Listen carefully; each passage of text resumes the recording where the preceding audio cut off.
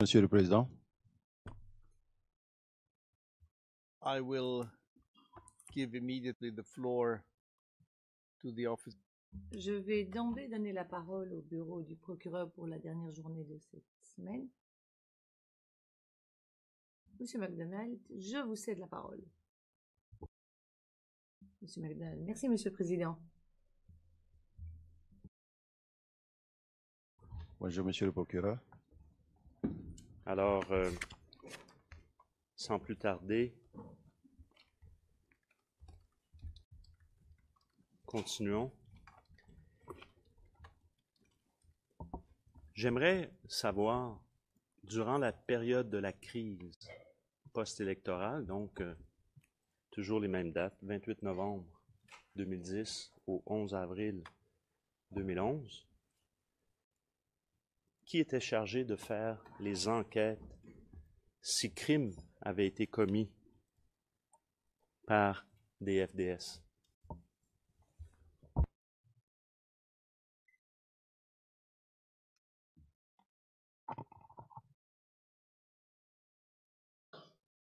Monsieur le Président, je voudrais, avant de répondre à la question, solliciter votre autorisation pour répondre à la conclusion qu'a tirée hier le procureur, à savoir que je n'étais pas détenteur d'une réquisition et que j'avais déployé l'armée sans la réquisition. Je voudrais donc votre autorisation pour y répondre. Your Honors. Messieurs le juge président, allez-y, Monsieur le témoin. Président, juste appeler l'attention du procureur sur le fait que dans aucune armée du monde, une armée sérieuse, les officiers ne déploient une armée dans une localité qui est de la compétence de la police ou bien de la gendarmerie sans réquisition. J'ai bel et bien reçu une réquisition avant de déployer l'armée à Abobo. Et là, je ne suis pas dupe parce que les manœuvres d'hier du procureur en recherchant certains articles dans le préambule étaient pour arriver à cette conclusion. Donc, j'affirme ici, haut et fort, qu'une réquisition m'a été remise et que c'est à l'issue après avoir reçu cette réquisition, que l'armée a été déployée à Abobo. Pour répondre à votre question, Monsieur le procureur. S'il vous plaît. Oui. Les enquêtes sur les crimes sont du ressort de la police ou de la gendarmerie. Mais pour tout ce qui est crime commis par les éléments de l'armée, c'est la gendarmerie qui est compétente pour faire les enquêtes là-dessus. Très bien.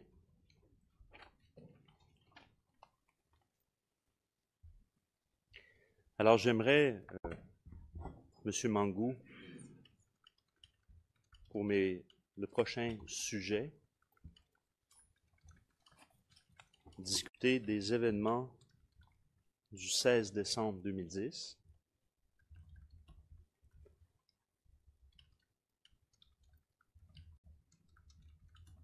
Avez-vous été informé qu'il y aurait une marche sur la RTI le 16 décembre 2010? Et si oui, quand? Oui, j'ai été informé de ce qu'il y aurait une marche le 16 décembre 2010.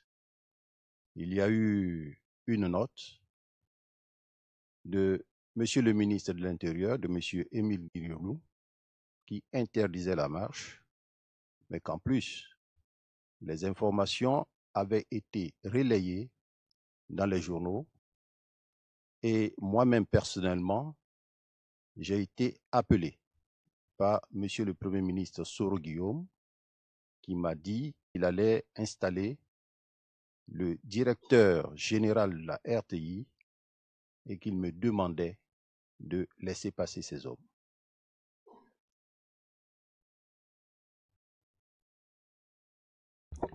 Que lui avez-vous répondu? Alors, j'ai dit très respectueusement à Monsieur le Premier ministre que le gouvernement nous a instruit et que la marche est interdite. Donc, que je lui demandais très respectueusement de renoncer à la marche. Alors, à cette étape-ci, Monsieur le Président, en espérant que soit nos difficultés d'aiguillage au niveau de l'accusation, mais aussi au niveau technique dans la salle, sont réglées et qu'on puisse appeler la vidéo CIV OTP 0074 0054 de la minute 4:07 à la minute 7:38, un reportage RTI de 20 heures, du journal de 20 heures.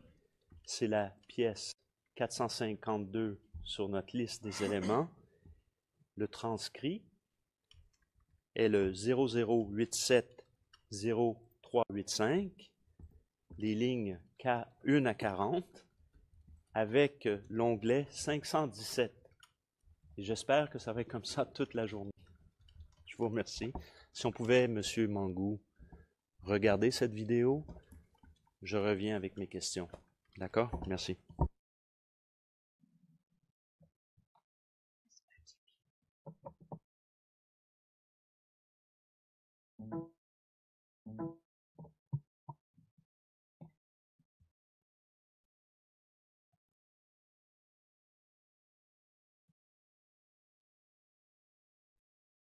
Et on va s'intéresser tout de suite aux affaires militaires. Demain jeudi, demain vendredi, le RHDP projette marcher sur Abidjan. Pour les forces de défense et de sécurité, ces marches ont un élan d'action de force, donc vont créer forcément de graves troubles à l'ordre public. Les forces de défense et de sécurité pensent que ces marches visent à les opposer aux populations. C'est pour cela, leur porte-parole lance un appel à tous ceux qui vivent sur le territoire de s'abstenir et de ne pas s'associer à cette entreprise. Des informations en possession de l'état-major des armées font état de l'organisation de 2 marches par le Rassemblement des Oufoutis pour la démocratie et la paix, RHDP. La première marche, prévue pour le jeudi 16 décembre 2010 sur la maison de la télévision nationale, est destiné à y installer un nouveau directeur général de la RTI. La seconde marche, qui aura lieu le vendredi 17 décembre 2010 sur la primature de la République de Côte d'Ivoire, prévoit y installer un nouveau Premier ministre. Les mêmes informations affirment que le représentant spécial du secrétaire général des Nations Unies pour la Côte d'Ivoire soutient ces projets. En outre, il a même reçu en audience un journaliste de la presse étrangère à qui il a donné l'information. Il faut le dire clairement, ces marches, à relent d'actions de force, donc de troubles graves à l'ordre public, n'ont pour unique finalité que d'opposer d'innocentes populations aux forces régulières de maintien de l'ordre public et espérer obliger les forces de défense et de sécurité à un affrontement avec des Ivoiriens. Les forces de défense et de sécurité de Côte d'Ivoire dénoncent fermement de telles attitudes. Elles désapprouvent ainsi les manœuvres souterraines aux desseins inavoués de personnes censées aider la Côte d'Ivoire auprès de laquelle elles exercent la paix. En tout état de cause, le général de corps d'armée Philippe Mangou, chef d'état-major des armées, et l'ensemble des forces de défense et de sécurité de Côte d'Ivoire tiennent M. Choy pour responsable des conséquences imprévisibles qui pourraient résulter de ces actions projetées. Les forces de défense et de sécurité de Côte d'Ivoire lancent alors un appel aux braves Ivoiriens, Ivoiriennes et à tous ceux vivant sur le territoire national, épris de paix et soucieux de la stabilité de la Côte d'Ivoire, afin de s'abstenir de s'associer à de telles entreprises périlleuses. Les forces de défense et de sécurité de Côte d'Ivoire les invitent à continuer de vaquer dans le calme et et la tranquillité à leurs différentes occupations, seuls capables de leur garantir un mieux-être social. Que la grâce de Dieu Tout-Puissant, seul maître du destin des nations et des peuples, abonde sur la Côte d'Ivoire en cette période. Faite à Abidjan le mercredi 15 décembre 2010. C'est la déclaration des forces de défense et de sécurité relativement aux marches prévues par le RHDP à partir de demain.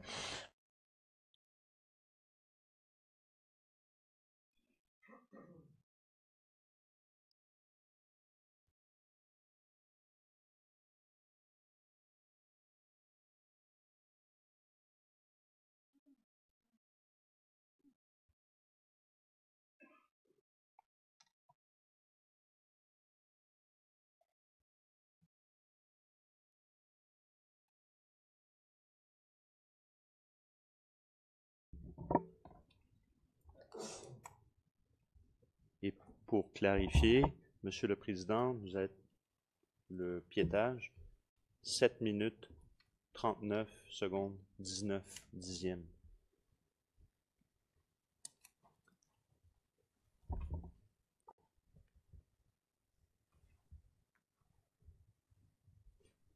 Vous avez mentionné tout à l'heure, Monsieur Mangou, avoir dit, et je lis à la page 3, ligne 14 à 16,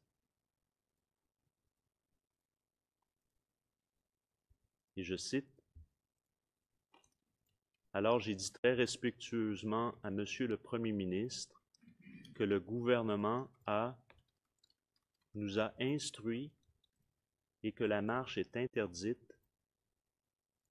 Donc, je lui ai demandé très respectueusement de renoncer à la marche. » Quelles sont les autorités, donc, qui vous ont instruit? La marche était interdite par le gouvernement. Êtes-vous capable de nous dire qui vous a dit personnellement que la marche était interdite? Je l'ai souligné tout à l'heure, c'est un communiqué du ministre de l'Intérieur. Mais qu'en plus, nous-mêmes, nous avons eu une réunion avec le ministre de la Défense qui nous a informé de ce que la marche était interdite par le gouvernement.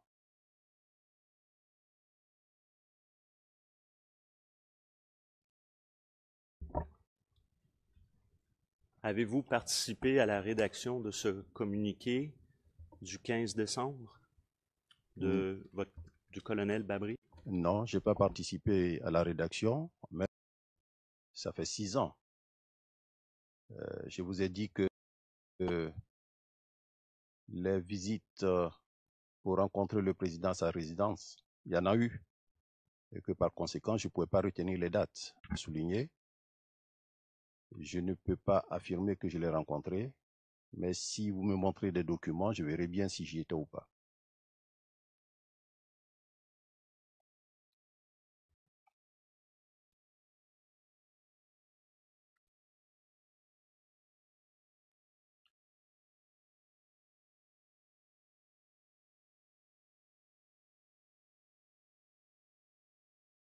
Très bien. Alors, peut-être justement, on peut vous montrer le registre des visites. Commençons par le registre des visites à la résidence. 0088 0863, toujours.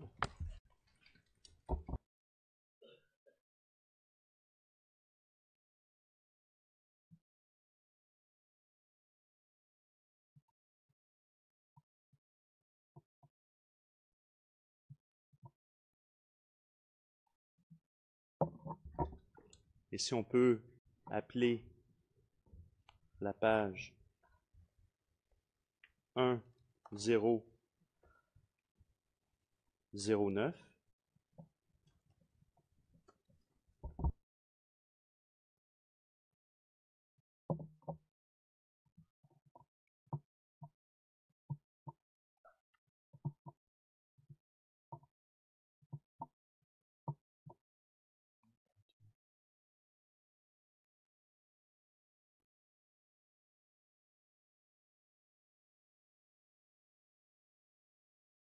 Alors, M. Mangou, on va montrer la page en haut. On va faire un petit exercice. Madame Leffier, si on pouvait monter en haut.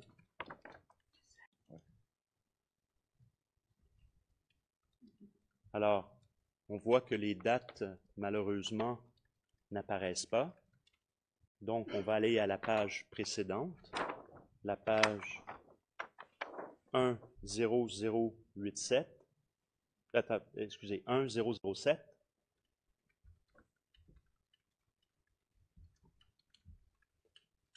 Et on va regarder en haut. On voit que le registre tout à fait en haut, c'est le service du mardi 14 décembre. Donc, et je vais vous montrer la page après, la page dont la date n'apparaît pas. Si on pouvait aller maintenant à la page 10-11.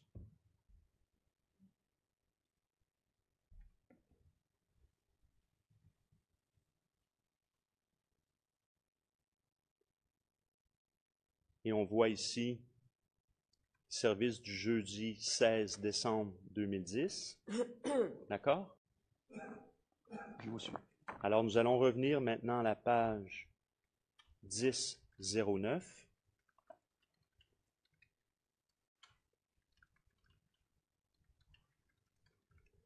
Et si on regarde l'entrée 19, et si on pouvait faire un petit zoom, merci. On voit qu'il y a une entrée générale Cassaraté plus SEMA pour le PR à 21h52 avec un départ de la résidence à 22h55. Et si on pouvait aller plus loin,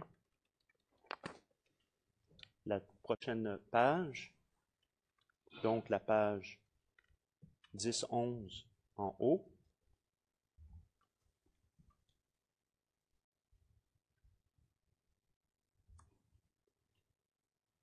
En haut, s'il vous plaît. On voit les entrées 20, le ministre Alcide JJ.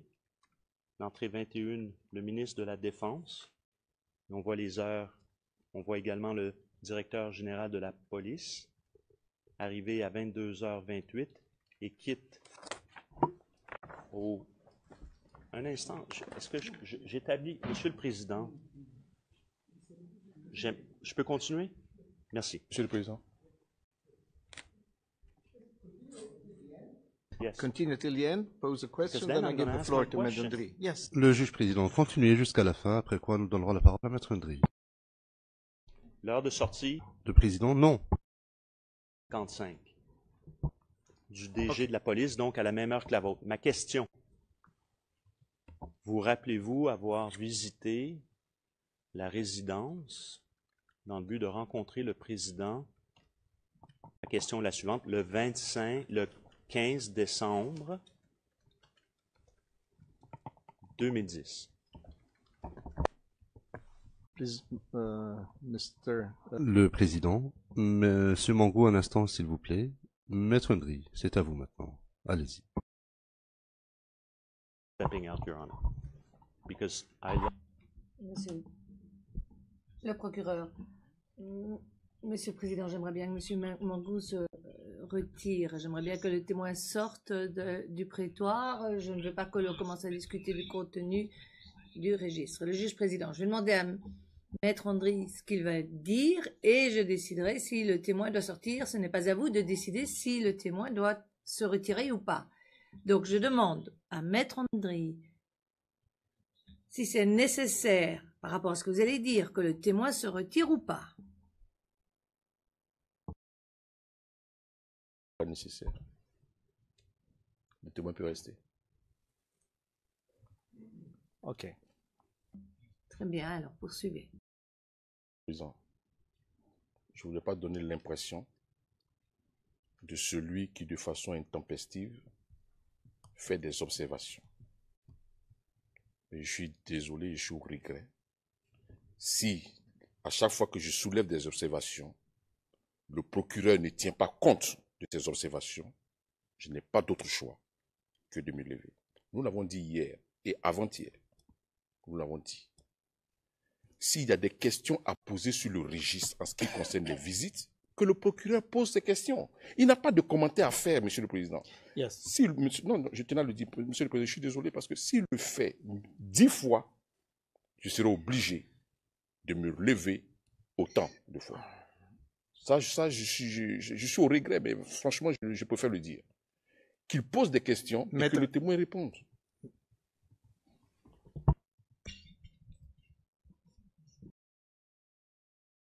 Maître André, non. Il y en a un qui fait une opposition, une objection, et ça suffit. Maître André, ce que je vous dis, c'est que dans ce cas-ci, et je répète, c'était pas nécessaire, mais la seule chose que le procureur a fait, c'était pas faire des commentaires, il a simplement lu ce que nous lisons tout. Il a lu qui rentrait, qui sortait, et tout ça découle du registre. Et maintenant, il va poser la question. Il n'a pas fait de commentaires. Non. La question est la suivante, monsieur le témoin. Monsieur Mangou, vous souvenez-vous, vous êtes rendu à la résidence ce jour-là, avec ces gens-là, à la date qui est donnée ici, au moment qui est repris ici entre 10h50, vers 10h50. Monsieur le Président, moi je suis ici pour la manifestation de la vérité. Donc le fait d'aller chez le Président de la République en tant que chef d'état-major, moi ça ne me pose aucun problème. Si j'y vais, c'est certainement pour lui faire des comptes rendus relatifs à la situation. Mais ce document pose problème parce que en justice, on ne devait pas présenter un tel document. Un cahier d'événements n'est pris en compte que lorsque le chef a apposé sa signature. Et non quand on voit des éléments qui montent et qui descendent. Quand vous regardez le document, le chef de groupe n'a pas posé sa signature. Le commandant du GSPN n'a pas posé sa signature. Ce sont des documents qui sortent pratiquement de la boue, avec la boue dessus. N'importe qui peut confectionner un tel document. N'importe qui peut confectionner un tel document. Quelle est la valeur juridique que revêt ce document? Moi, je ne comprends pas. Je peux faire un document, mettre les noms des gens, et puis bon, les heures de sortie qui correspondent à un événement. Donc moi, ça me pose problème. Mais je sais, et je l'ai souligné ici, que concernant les rencontres avec le président de la République, au palais présidentiel, j'ai donné des dates, j'ai donné des heures. Mais par contre, à la résidence, on a été convoqué plusieurs fois. Donc ça, je ne nie pas le fait. S'il estime que mon nom y est parce que j'ai rencontré le président, je dis oui, j'ai rencontré le président, mais c'est pour des comptes rendus relatifs à des faits qui se produisaient. Voici ce que je voulais dire, Monsieur le Président.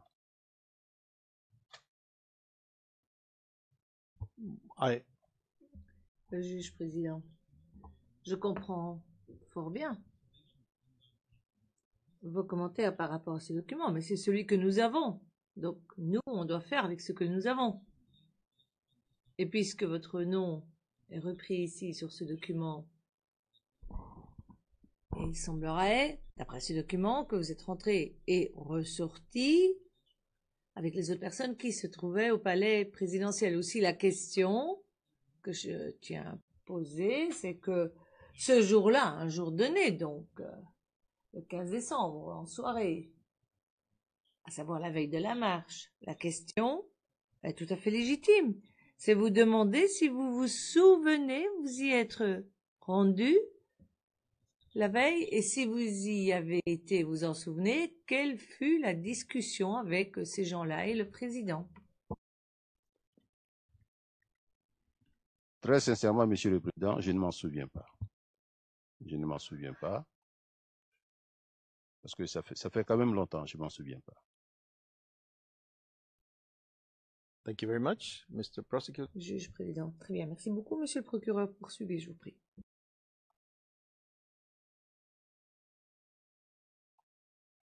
Thank you, Your Honor. Donc, vous ne vous en rappelez pas?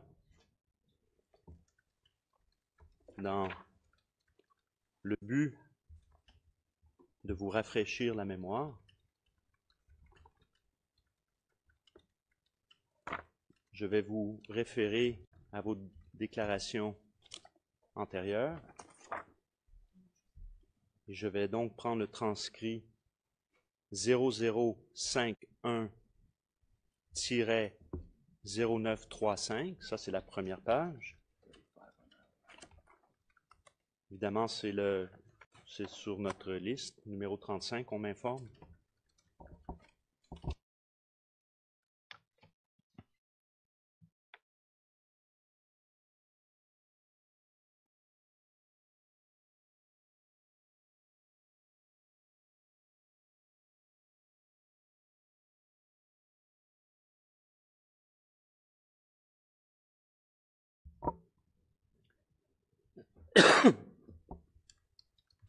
Et vous dites, je vais vous rafraîchir la mémoire à la page 0961.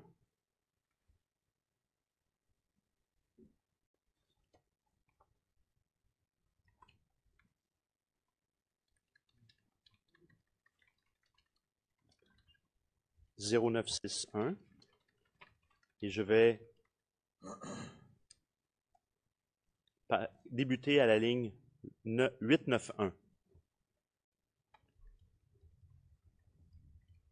Si je ne m'abuse, je crois que c'est même moi qui posais la question à l'époque. Vous dites que le déploiement a débuté le 15 au matin. Votre réponse? Le 15 au matin, disons le 14. Ma question, donc le 14. Votre réponse, le 14 au soir. Le 14, et je pose la question, le 14 au soir, vous seriez allé à la résidence. À la résidence. Et qui est présent? Avec qui êtes-vous allé? Là, vous répondez, il y avait tous les généraux qui y étaient. C'est-à-dire, moi, Kassaraté, Doc Beaublé, Brindou, le directeur général de la police, Detto, Aka.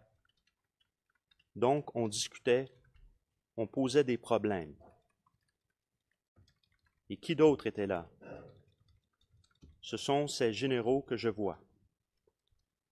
Y avait-il des politiques, des civils? Et là, vous répondez, souvent, souvent. Ainsi de suite. Donc, vous semblez placer une rencontre Monsieur le Président. le 14. Monsieur le Président. Ma question est, cela vous rafraîchit-il la mémoire? Oui, bien sûr. Monsieur le Président,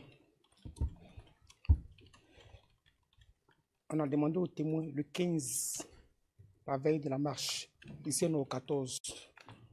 Le témoin a dit que le 15, il ne s'en souvient pas. On n'a jamais demandé aux témoins s'il y est allé le 14.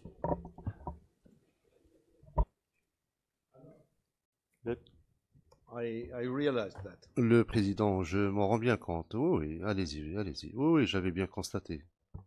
Monsieur MacDonald, monsieur le président, il ne convient pas de tenir de tels propos lorsque le témoin est à la barre. Le président, oui, certes, mais le témoin comprend bien la différence entre le 14 et le 15. Le président interrompant, je dois donner la parole à Maître Altit.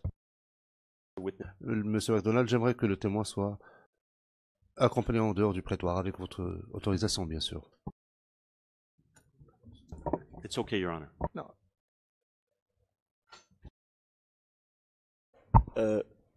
Juste un mot de précision. Je me suis levé pour m'associer à la remarque de mon confrère, mais pour en tirer une conséquence, on ne peut pas demander au témoin, on ne peut pas dire qu'on va rafraîchir la mémoire du témoin sur une date qu'on n'a pas soumise au témoin. Donc il y a objection, la question ne peut pas être posée parce qu'il ne peut pas y avoir rafraîchissement de la mémoire du témoin.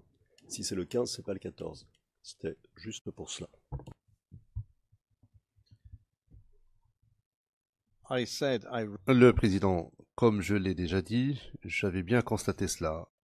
Cela dit, je ne peux pas deviner ou anticiper ce que la personne qui interroge a à l'esprit. Maintenant, cela a été consigné par écrit et je demande au témoin, je lui pose la question suivante. Monsieur le témoin, est-ce que vous êtes au courant d'une réunion au cours de laquelle la marche a fait l'objet d'une discussion et qui aurait eu lieu le 14 décembre?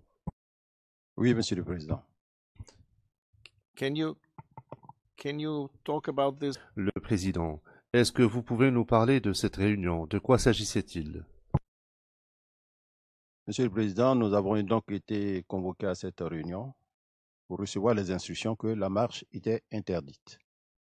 Nous en avons donc profité pour faire le point de la situation qui prévalait et émis le souhait que la marche n'ait pas lieu. Parce que nous pressentions qu'il allait y avoir des troubles. Donc nous l'avons souligné. Et nous avons même demandé au président si on pouvait avoir demandé à M. Choi d'user de son influence pour parler aux deux grands afin que la marche n'ait pas lieu. Parce que nous pressentions vraiment qu'il allait y avoir des troubles.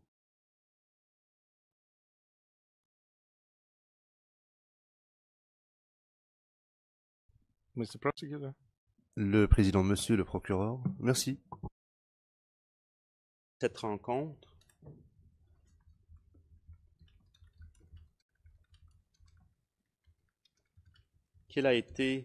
avez-vous reçu des instructions du président? Oui, nous avons reçu les instructions. Les instructions, c'est que la marche ne doit pas avoir lieu, qu'elle était interdite. Très bien.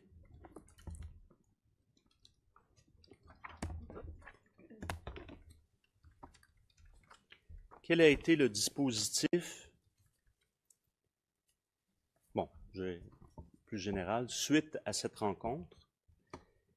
Est-ce qu'il y a un dispositif de sécurité qui a été mis en place? Donc, suite à cette rencontre, effectivement, un dispositif de sécurité a été mis en place. Brièvement, quel était-il? Alors, il faut noter que concernant la gestion de la marche, je voudrais être clair parce que j'ai pris connaissance des transcrits et il y a eu une petite confusion à ce niveau. Il y avait 3 événements. 1. La mise en place des éléments militaires à des points stratégiques de la ville, qui étaient du ressort de l'armée. La sécurisation de la RTI, du ressort de l'armée. Au niveau du Golfe, vous savez qu'il y a eu des échanges de tirs entre ceux qui étaient et nous.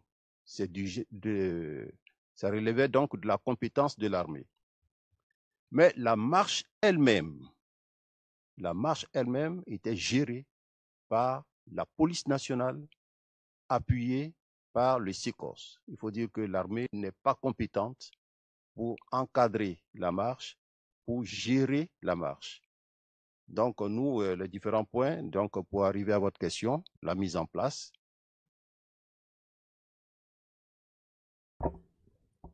Donc, si on pouvait commencer par la RTI, quel était le dispositif sécuritaire de l'armée à la RTI?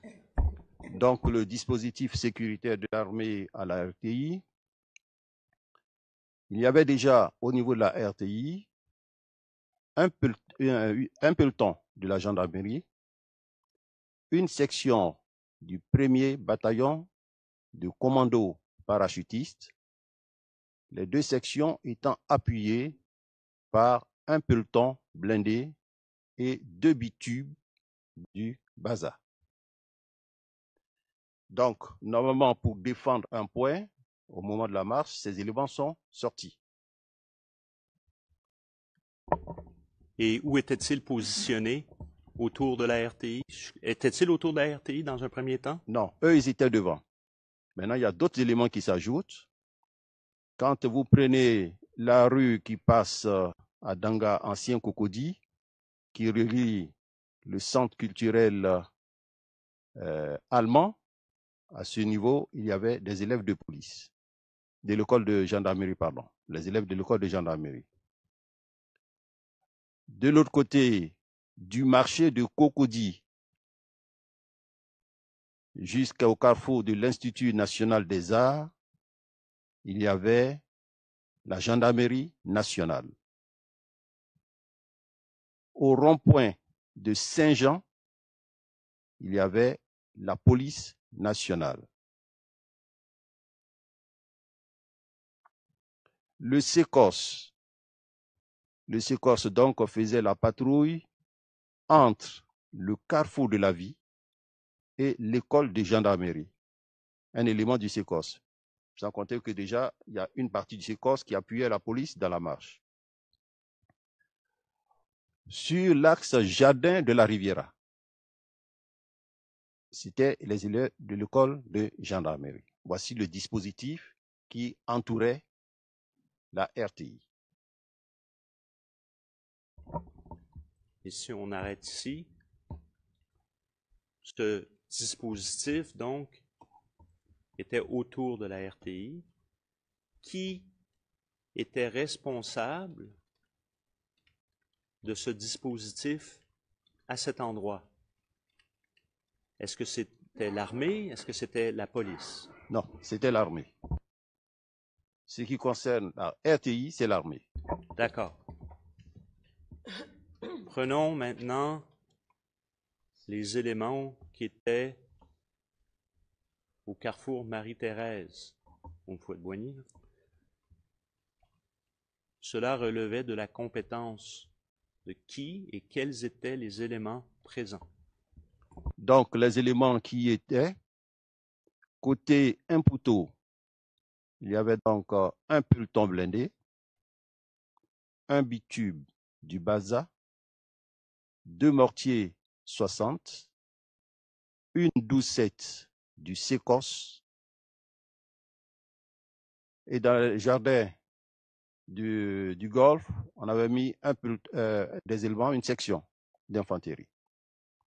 Côté Marie-Thérèse, on avait un peloton blindé, un bitube du Baza, 2 mortiers et une 12-7 du SECOS. Donc, si vous voyez bien, ce sont pratiquement les mêmes éléments qui sont de part et d'autre. La gestion de ce dispositif relevait donc de la compétence de l'armée. L'armée était-elle déployée à d'autres endroits spécifiquement, je dis bien spécifiquement, en vue de cette interdiction? Oui, l'armée était déployée à certains endroits de la capitale. On avait au rond-point d'Abobo des éléments mixtes, police, gendarmerie. On avait à Samaké une section. On avait à Coco Service une section. Au niveau de Yopougon, à la Maka, le bataillon blindé et la BAE. Au niveau du corridor, là, ce sont les éléments qui habituellement ils font le service. Donc, c'était un effectif mixte, police, gendarmerie, douane, eaux et forêt. Au niveau du plateau, au niveau de la Garonne, on avait une section. Pourriez-vous répéter le nom que vous venez juste de mentionner parce que vous l'avez dit rapidement? Donc, c'est la RAN.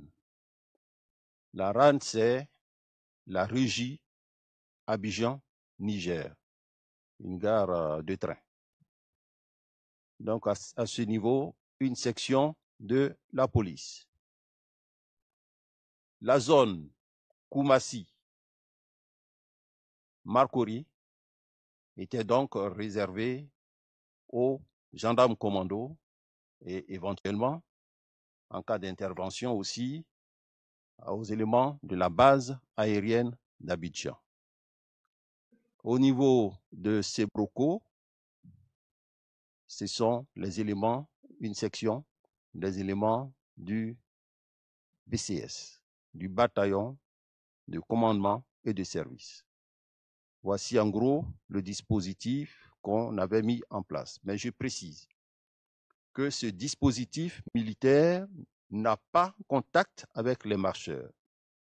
C'est un dispositif qu'on a mis à des points stratégiques pour, un, éventuellement dissuader les marcheurs, deux, empêcher que des éléments extérieurs à Abidjan viennent s'infiltrent dans le dispositif.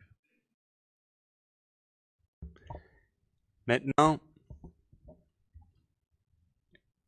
la police, donc les forces de première catégorie, si je comprends bien, elles s'occupaient de quoi au juste cette journée-là? Quelles étaient les responsabilités donc de la police? Alors, la responsabilité de la police, une gestion autonome, entièrement autonome, parce que la gestion de la foule relève de leurs compétences. Et ça, la police le fait avec des moyens conventionnels que nous, militaires, nous ne savons pas faire. Donc, cette police était au contact des marcheurs. Et à votre connaissance, la gestion du volet police était gérée depuis quel endroit? Alors, je saurais vous dire parce que je sais que des marcheurs sont partis de Boribana, des marcheurs sont partis d'Agamé. Excusez-moi, ma question est la suivante. Le poste-commandement de la police pour cette journée-là était situé à quel endroit? Alors, le poste-commandement de cette journée pour la police, c'est toujours le PC Minos. Et le PC Minos se trouve dans les locaux du ministère de l'Intérieur, c'est bien cela? Oui, c'est bien cela.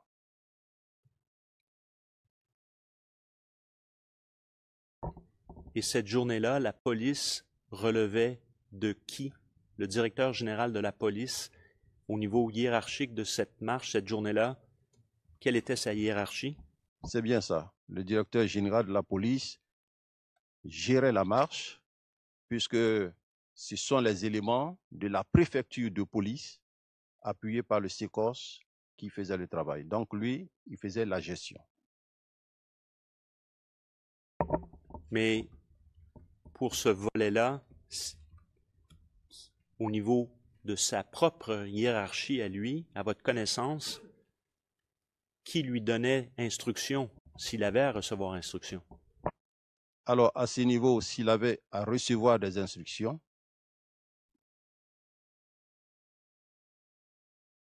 c'est du ministre de l'Intérieur, M. Émile Guirielou.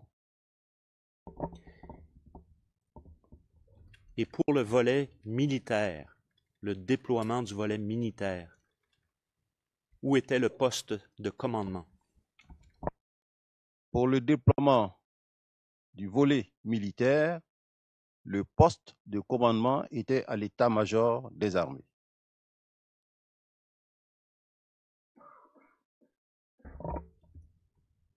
Est-ce que, au cours de cette journée,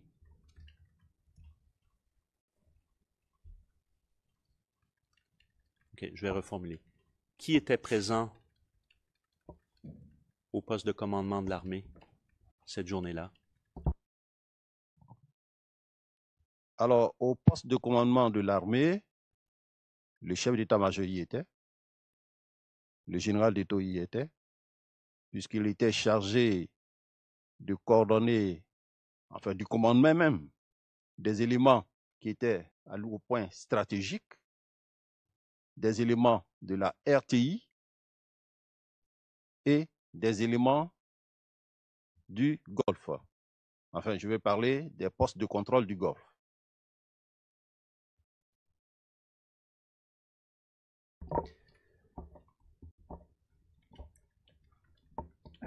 Au niveau du je vais revenir. J'ai plusieurs questions que je vais vous poser. Vous avez débuté vos activités cette journée-là vous-même, donc votre journée, vous rappelez-vous vers quelle heure?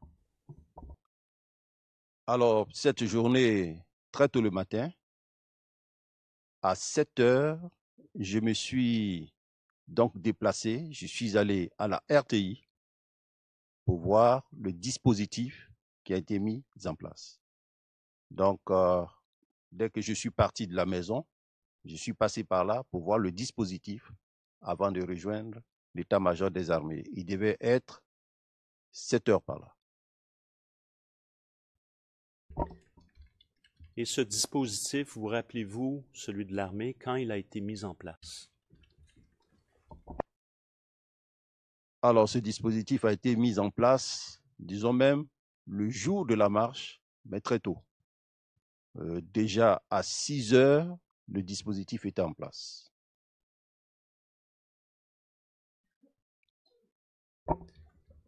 Et à votre connaissance, le dispositif de la police avait été mis en place à quel moment? Je ne saurais vous le dire. Je n'ai pas d'heure précise de la mise en place du dispositif de la police.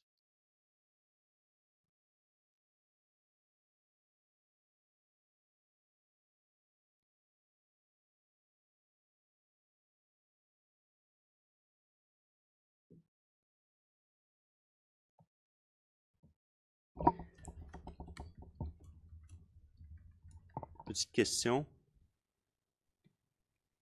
Donc,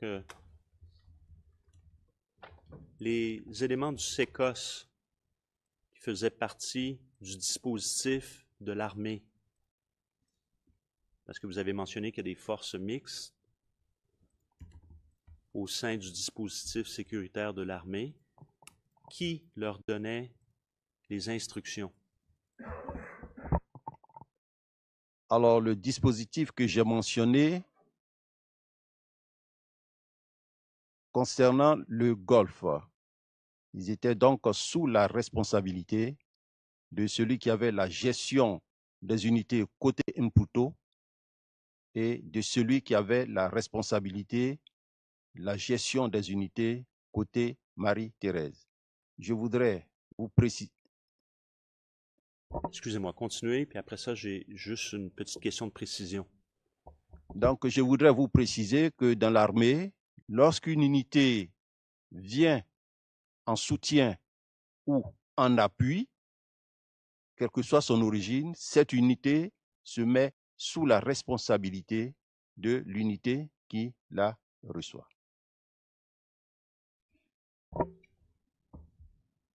Donc, qui a demandé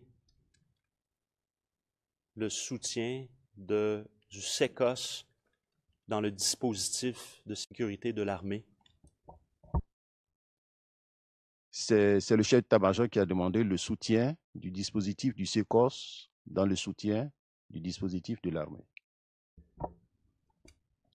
Donc, sans parler à la troisième personne, c'est vous-même. C'est moi-même.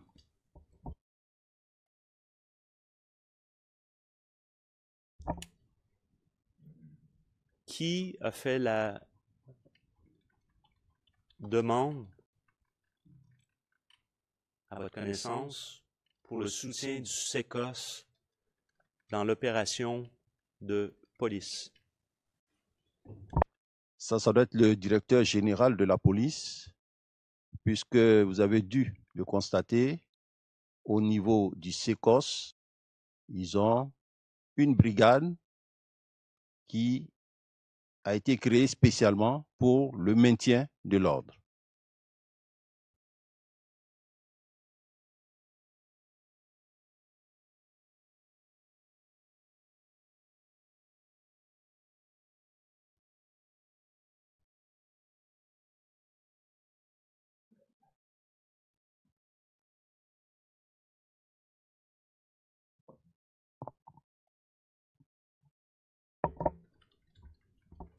Est-ce que vous êtes retourné au poste de commandement de l'état-major à ce moment-là, à l'état-major, pardon, après votre visite du dispositif de sécurité? C'est bien ce que j'ai dit tout à l'heure. Donc, je suis reparti à l'état-major. Comment suivez-vous le déroulement des événements? Du côté de la marche elle-même, je ne pouvais pas suivre le déroulement des événements parce que je n'avais pas de contact radio, je n'avais pas de contact avec le directeur général de la police nationale. Par contre, du côté militaire, le général d'Eto me renseignait, me rendait compte de ce qui se passait sur cellulaire.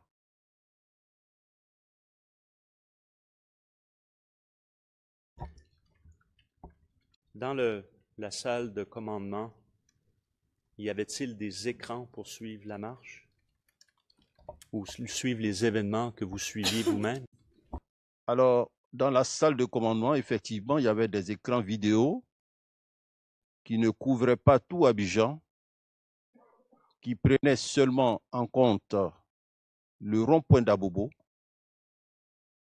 les deux ponts, Houphouët-Boigny et De Gaulle, et une partie du tarmac de l'aéroport.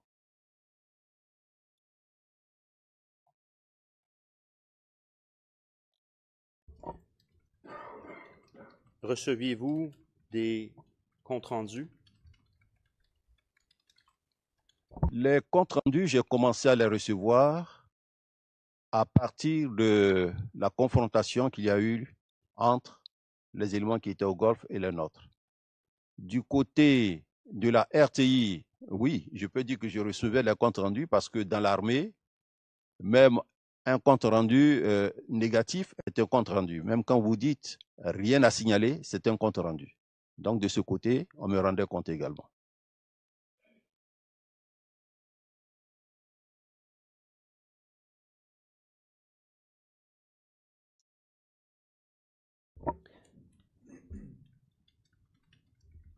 La confrontation qu'il y a eu entre les éléments au Golfe et le dispositif, vos éléments, vous rappelez-vous de l'heure? Oui, peut-être ça ne peut pas être l'heure exacte, mais je crois que cette confrontation a commencé aux environs de 9 heures. Donc 9 heures le matin. Le matin.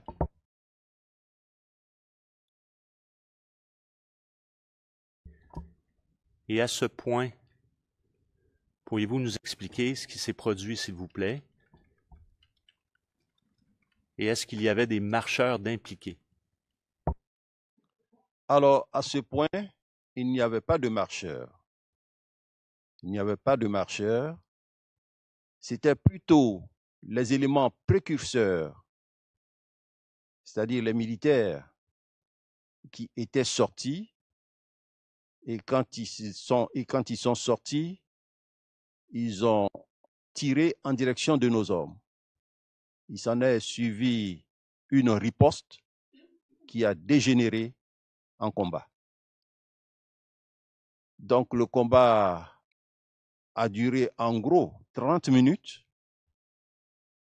De notre côté, nous avons déploré 2 morts, 3 blessés. Du côté de nos frères, je n'ai pas le bilan.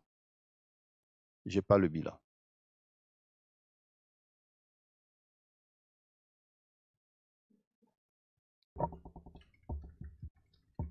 Est-ce que vos éléments déployés, outre le rond-point, outre ce que vous venez de décrire, ont été impliqués dans d'autres affrontements ou combats? Non. Ça a été le seul lieu où il y a eu affrontement. Est-ce que vous étiez en contact avec le président de la République lors de ces événements, de cette journée du 16 décembre? Oui, Après donc la confrontation du Golfe, j'ai reçu un coup de fil du général Palacé me demandant de ne pas faire bouger les hommes, de rester sur place. Parce que généralement, après une confrontation, si vous voyez que vous prenez le dessus, ben, les troupes progressent. Donc, il m'a dit, vous restez sur place. Donc, j'ai appelé le président pour lui faire le compte-rendu. Et le général Palacé a été clair. Il a dit, si jamais vous touchez au Golfe, considérez que vous entrez en guerre avec la France. Donc, quand j'ai rendu compte de la situation au président, il m'a dit, ne bougez pas, restez sur place. Cette discussion avec le président a eu lieu vers quelle heure? Alors, c'est à la fin du combat. J'ai dit le combat a duré en gros 30 minutes. Début probable, puisque je n'étais pas très sûr de l'heure, 9 heures, disons aux environs de 10 heures. Non, le président, généralement, c'est 11 heures que je l'appelle. Il est couche tard, mais il se réveille aussi un peu tard. Donc, aux environs de 11 heures midi, j'ai pu avoir le président pour lui faire un compte rendu. Outre le fait que vous seriez en guerre avec la France, avez-vous fait un rapport au niveau des pertes en vie humaine, que ce soit combattants ou non combattants? Puis-je savoir à qui je dois faire le compte? Excusez-moi, lorsque vous étiez lors de cet appel après 11 heures avec le président, lui avez-vous fait un compte-rendu en termes de vie humaine, que ce soit combattant, non combattant, militaire, civil, quoi que ce soit? Monsieur le Président.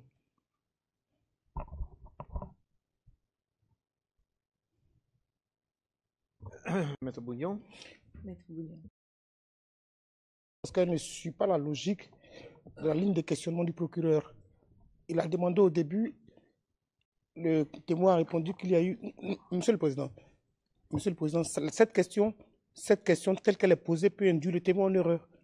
Donc, si on peut la reformuler. Comme le témoin est là, je ne vais pas aller en détail, mais si on peut la reformuler. Le juge président, oui. Je vois exactement ce que vous voulez dire. Monsieur le témoin, y a-t-il eu des blessés?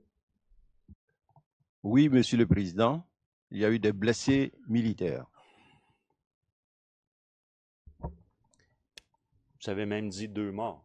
Excuse me. 2 morts.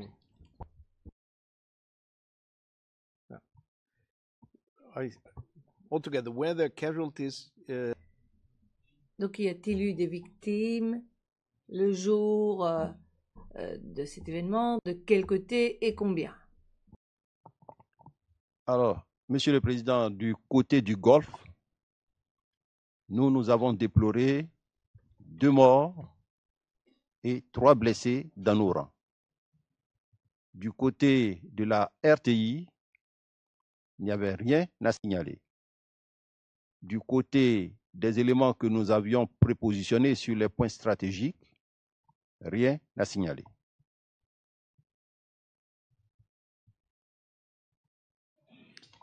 Did you report? Le juge président. Et vous en avez fait part au président dans un rapport?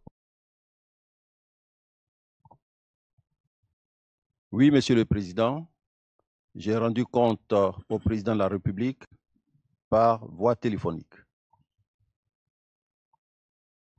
Thank you very much. Le juge président. Merci beaucoup. Monsieur McDonald, poursuivez.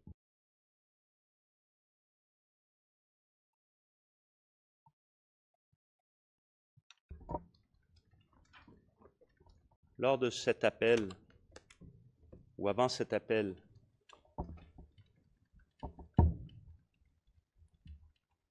aviez-vous été informé de la mort de civils?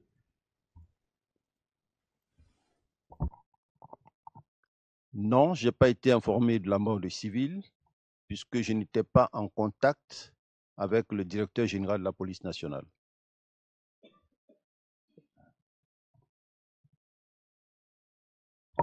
So, Your Honor, at this stage... Le procureur, Monsieur le Président, j'aimerais soumettre le témoin de confrontation. Le juge président, par rapport à une déclaration précédente, le procureur, oui, celle du mois d'octobre 2013. Et encore une fois, au fin du compte rendu, il s'agit de la déposition 0051 0935.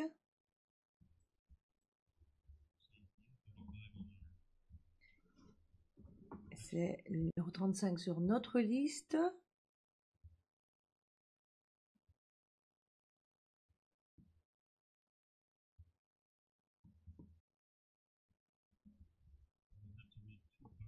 Et je vais devoir lire deux extraits, deux parties.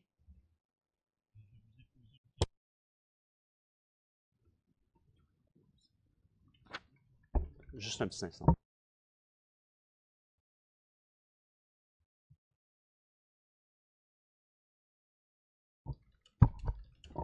We can always go into private session. Le procureur. Je crois qu'il est toujours possible de passer à huis clos partiel en cas de besoin à la lumière de la règle 74. Non pas que je le préconise, mais le juge président, très bien, passons à huis clos partiel. 0972 pour débuter, pardon. La ligne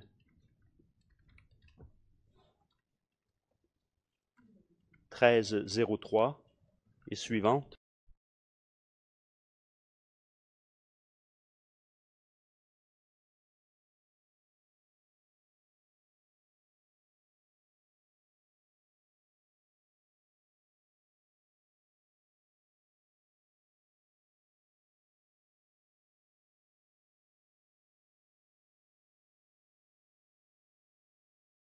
Je n'ai pas non plus donné l'ordre de passer au huis clos partiel.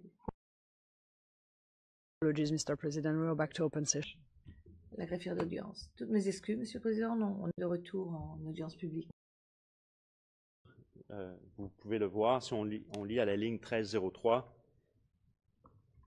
Et je vous cite, M. Gbagbo est informé du déroulement de la marche. La question par qui? Et si on va à la page suivante, eh bien par moi. Et je vous ai dit qu'il ne se levait pas avant 11 heures. Mais déjà à 12 heures, je l'ai appelé et je lui ai rendu compte du déroulement de la marche. Très bien. Alors, on va prendre une petite pause ici.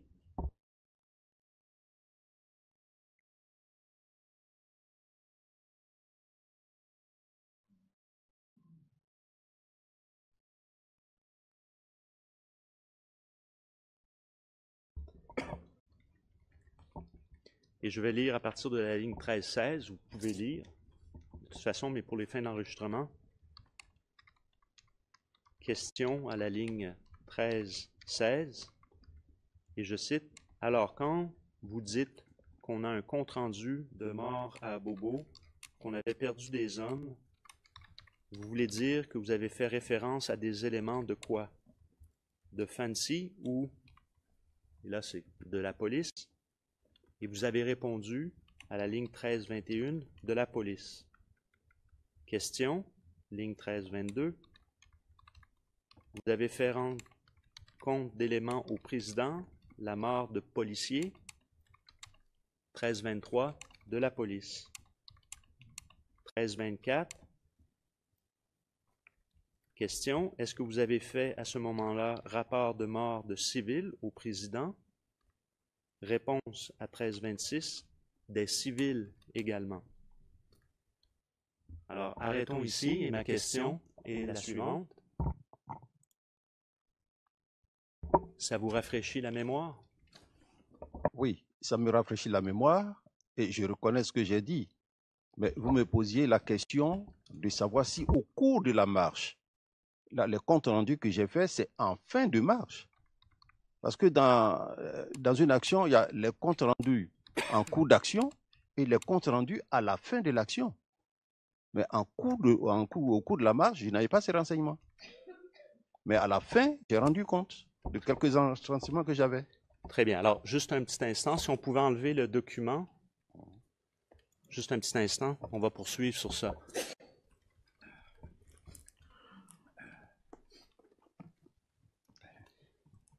Donc, expliquez-nous, vous dites qu'il y a une première discussion donc à midi. Et avez-vous eu d'autres discussions avec le président cette journée-là? Alors, c'est un compte rendu que j'ai fait, un compte rendu que j'ai fait au président. Est-ce qu'on a eu d'autres discussions? Je ne me rappelle pas. Compte rendu. Utilisons, choisissez les termes. On dit la même chose. Donc, avez-vous fait un compte rendu au président plus tard dans la journée? C'est plutôt un compte rendu. Une discussion, ce n'est pas un compte rendu.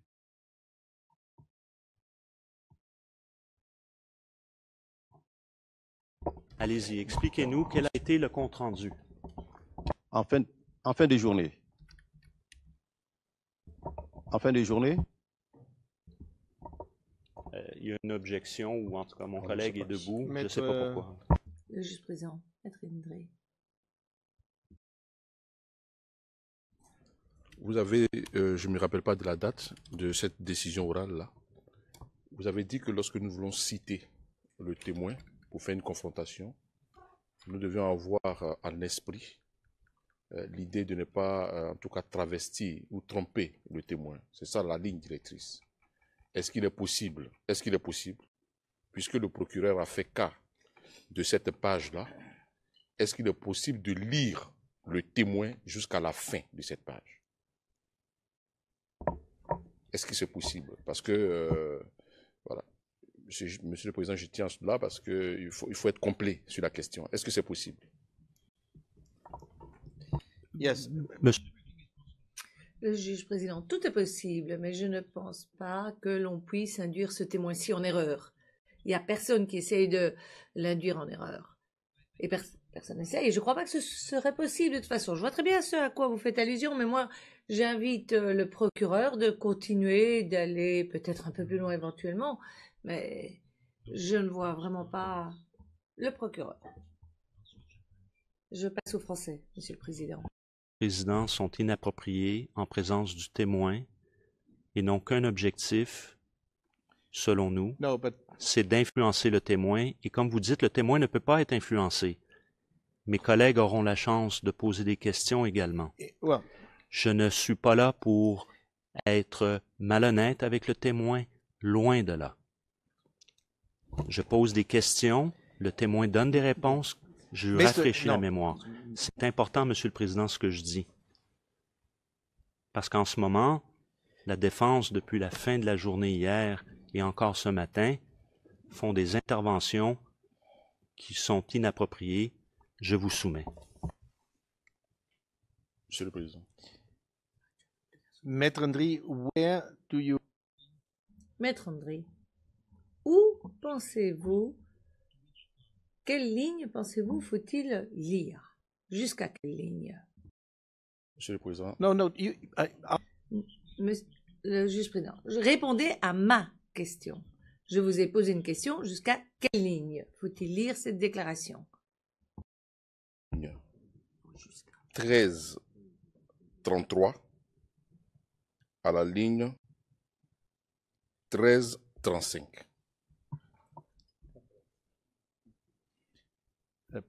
Can we bring this up, please? Le juge président, peut-on afficher ce texte?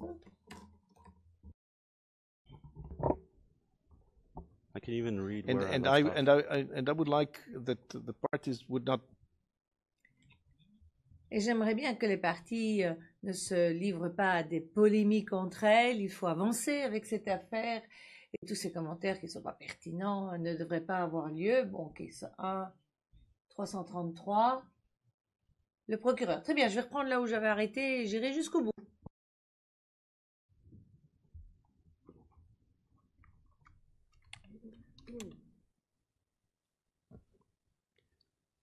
Alors, je relis la question à partir de 1394.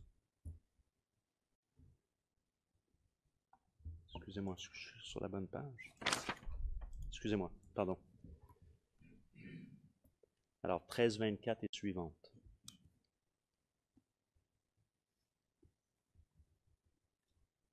Est-ce que vous avez fait à ce moment-là rapport de mort de civils au président? 1326, des civils également.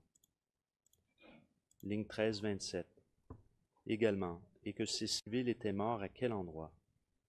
1328, à Abobo notamment. Question 1329. À Abobo notamment, est-ce que il y a un chevauchement? Vous répondez à Abobo notamment. 1331, non. Lorsque vous dites notamment, donc, quels sont les autres endroits? Est-ce que vous avez fait rapport? 1333, votre réponse.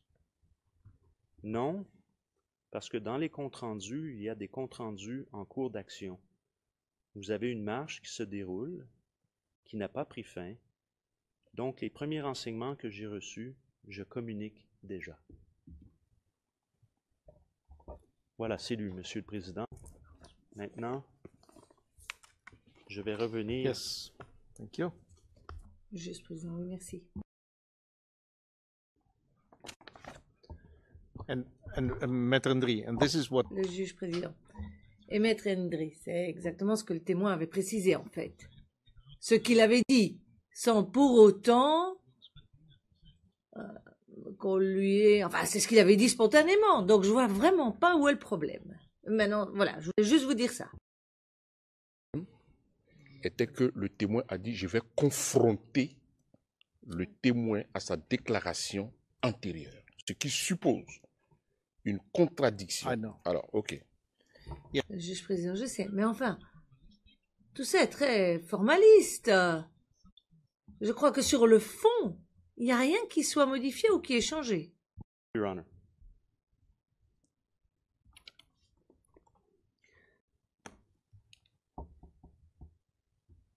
Donc, y a-t-il eu un deuxième compte-rendu après la fin des événements auprès du président de la République? Oui, il y a eu un deuxième compte rendu au président de la République. Je précise bien que la gestion de la marche étant essentiellement du ressort de la police a fait ses comptes rendus et a adressé ses comptes rendus à son ministre de tutelle. Et quand il est arrivé l'après-midi, il nous a fait seulement un compte rendu oral. J'ai encore en mémoire ce compte rendu oral. Ce compte rendu oral tenait compte de tout ce qui s'est passé sur le territoire national. Parce que j'ai eu quand même à regarder ces comptes rendus, il y a bien des points qui ne sont pas dedans. Il nous avait signalé au niveau des Divos des éléments qui étaient armés, embusqués dans les quartiers. Au niveau de Yopougon, notamment à Port-Boué, un mort. À Ouassakara, 3 blessés. Au niveau du carrefour H, il nous avait signalé 3 morts, 8 blessés. Au niveau de Williamsville, carrefour Guény-Comenan, 1 mort. Et ce mort, il a été tué accidentellement. Je crois qu'il est tombé d'un véhicule et il est mort. Et à ce niveau, 8 blessés.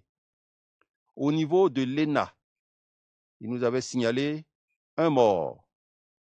Au niveau du Golfe, donc, nos 2 morts qui ont été pris en compte. Au niveau de Koumassi, un journaliste qui a été pris à partie par la population et qui, malheureusement, a perdu la vie. Au niveau d'Abobo, il nous avait signalé dans les environs du 32e arrondissement des éléments armés de calibre 12. Au niveau du PK-18, grande manifestation, et au niveau d'Anonkwa-Kouté, le décès d'un militaire, d'un policier, des tirs à balles réelles qui avaient été entendus au niveau de la mairie d'Abobo, à Saint-Joseph, toujours à Abobo, au rond-point, un élément CRS qui a été tué. Toujours au niveau d'Abobo, 3 éléments des forces de défense et de sécurité qui ont été brûlés vifs, calcinés à leur domicile. À Bassam, il nous avait signalé 1 mort, 7 blessés et 12 journalistes qui ont été arrêtés puis relâchés. Voici le compte-rendu que nous avions reçu au niveau de l'état-major.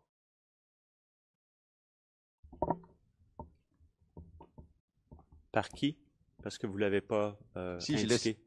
Vous avez, pour clarifier, M. Mangou, clarifier le transcrit. Par qui? Je l'ai souligné tout à l'heure, j'ai dit quand le DGPN est venu, oralement, il nous a donné cette information que moi j'ai notée dans un cahier que j'ai revu avant de venir. Que vous avez revu avant de venir témoigner? Ça, c'est mon cahier personnel. Est-ce que vous l'avez avec vous? Non, je ne l'ai pas ici.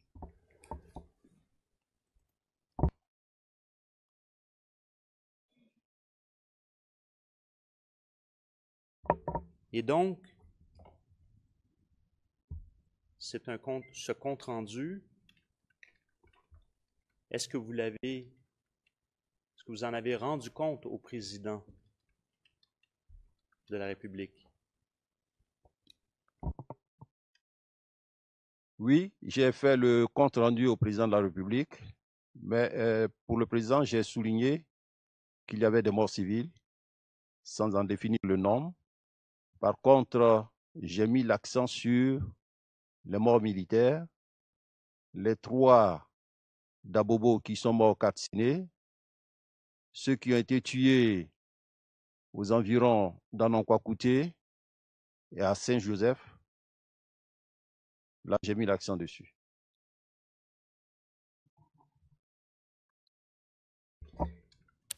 Quelle a été sa réaction?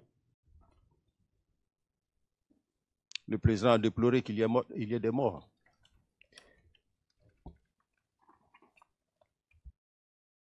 Vous rappelez de votre réponse lors de votre entretien, de votre deuxième entretien, quant à la réaction du président lorsque vous lui avez fait ce compte-rendu?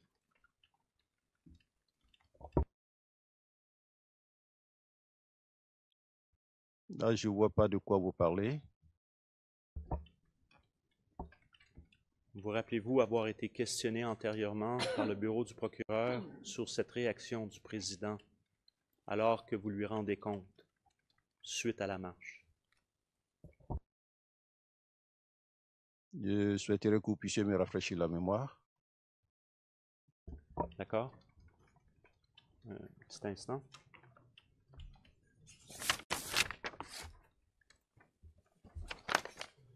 Donc, il s'agit du transcrit de l'accusation 0051 0978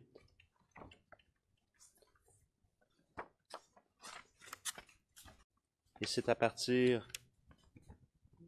la page, 1005.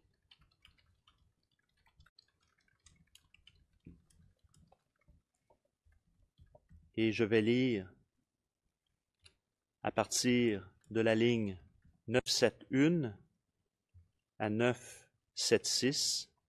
Excusez-moi.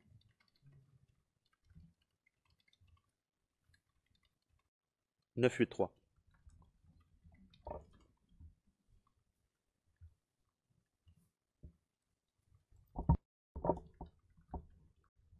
Alors, comment avez-vous la question? 970, d'accord. Et donc, comment avez-vous communiqué avec lui? Réponse à comment j'ai communiqué, c'est je l'ai appelé au téléphone. Question. D'accord. Qu'est-ce que vous lui avez dit? Réponse. Non, je lui ai donné la situation qui était sur le terrain. Et je lui ai dit qu'il y avait des morts. Hein? Des morts. Et que nos éléments, à l'issue, donc de la marche qui a pris fin, nous avons allégé le dispositif, que nos éléments étaient encore sur place et qu'il y avait le SECOS et la gendarmerie qui patrouillaient dans les zones qui étaient imparties. Question. Et c'était quoi sa réponse? Qu'est-ce qu'il vous a dit? Réponse. Qu'il a compris. Question. Encore une fois, il a compris? Réponse. Il a compris, oui. Question. Est-ce qu'il vous a donné d'autres? Il y a un chevauchement. Vous intervenez, ligne 982.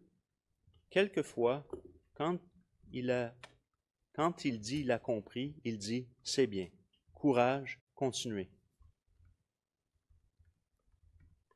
Donc, qu'est-ce qu'il a dit précisément? Personne entendu, vous-même. Il a compris. Il avait compris, voilà.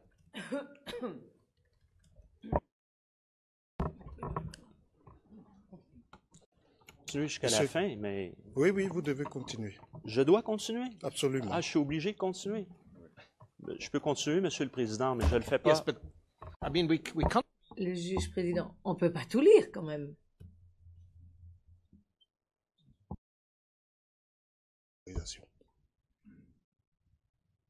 No, it's okay. Je vais inviter Monsieur le procureur à continuer, parce que s'il ne continue pas, il aura tronqué une réponse qui vient relativiser ce qu'il a cité. Voilà pourquoi, pour la clarté des choses, il aurait dû aller jusque à la ligne 987.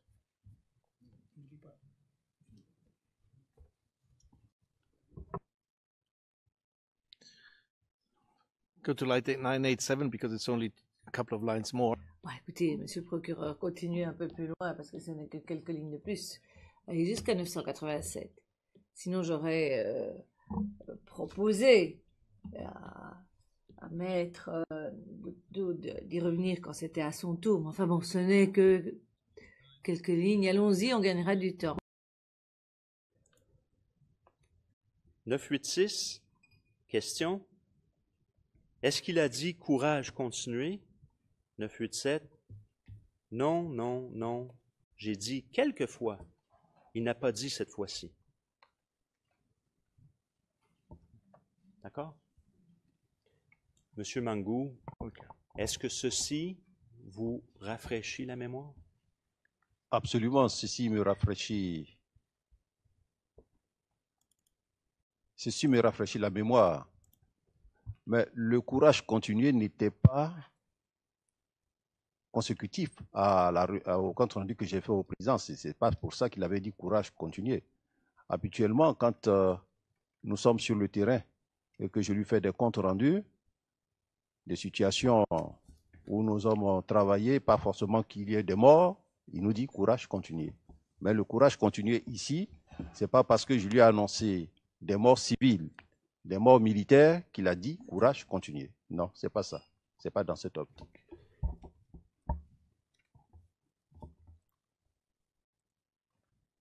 Et rassurez-vous, là n'était pas l'objet de mes questions, c'était la question de savoir qui vous a précisé qu'il a compris. C'est bien ça. D'accord. Je vous remercie. Je vous proposerai, Monsieur le Président, de faire la pause à ce moment-ci, car soit que je continue avec un document. I would propose to give. Yes, I would propose to. Le juge président, propose de donner la parole à Maître Altid, qui l'a demandé. Pardon, confrère, hein, je ne voulais... Can we excuse the witness, Your Honor? Le procureur, est-ce qu'on peut proposer au témoin de sortir? C'est la pause. Le juge président, je le sais. Question de la part du représentant de l'accusation, parce que je voudrais, avec votre permission, faire corriger ce qu'il y a au transcrit français, page 30, ligne 14.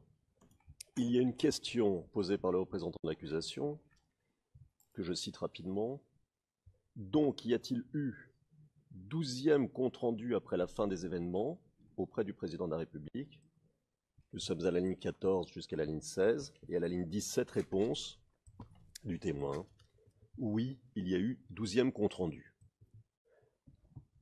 Le témoin, de mémoire, avait dit un compte-rendu, et non pas... un 2e compte-rendu, et non pas un 12e compte-rendu.